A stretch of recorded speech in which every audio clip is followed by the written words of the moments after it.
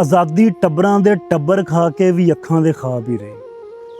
थोनू की लगदा कि अज वाले दिन कल्ला पंजाब ही वंडिया गया सी? नहीं, कल्ला पंजाब नहीं वंडिया गया सी, पूरी पंजाबीयत ही वंडी गई सी। पंजां पाणियां नूं ढाई ढाई कीता गया ते इन्हां दे विच वगदा पंजाबी अमृत रत्ता मोहरा बना के सदा लई पंजाबियां नूं पीण ते मजबूर कीता गया।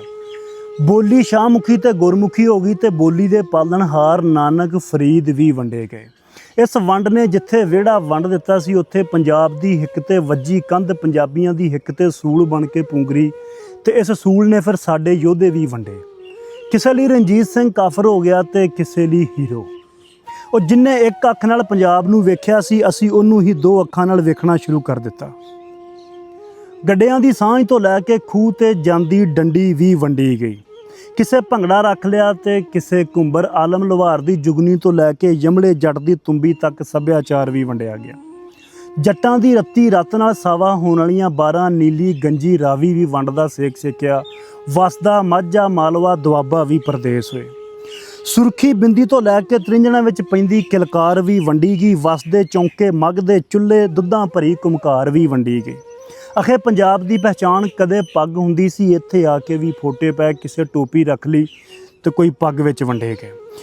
ਵੰਡਦੇ ਵੰਡਾਉਂਦੇ ਕੁਝ ਵੱਡੇ ਗਏ, ਕੁਝ ਤਨ ਦੀਆਂ ਲੀਰਾਂ ਲੈ ਕੇ ਉਜੜੇ ਆਲੜਿਆਂ 'ਚ ਅਪੜੇ ਲੋਕ ਆਜ਼ਾਦੀ ਕਹਿ ਕੇ ਚਾਵਾਂ ਦੀ ਜੰਜ ਚੜੇ ਤੇ ਇੱਧਰ ਵਾਰਿਸ ਸ਼ਾਹ ਦੀ ਧਰਤੀ ਲਹੂ ਨਾਲ ਭਿੱਜੀ ਕੁਰਲਾਂਦੀ ਰਹੀ कि क्यों आखिर क्यों पंजाब ही क्यों वंडिया गया।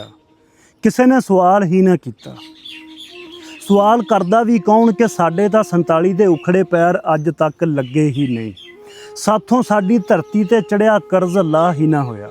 कोई लैलपुर दे सुपने मर गया ते कोई हसार नूं सिकदा मर गया ते कुछ अपने दोजक नूं भरन लई वलैत दी झोली जा बैठा ते किसी कनेडा नूं जफ्फा पा लिया ते धरती सिकदी रही कि कोई तो मेरा होएगा, कोई तो मेरा होएगा।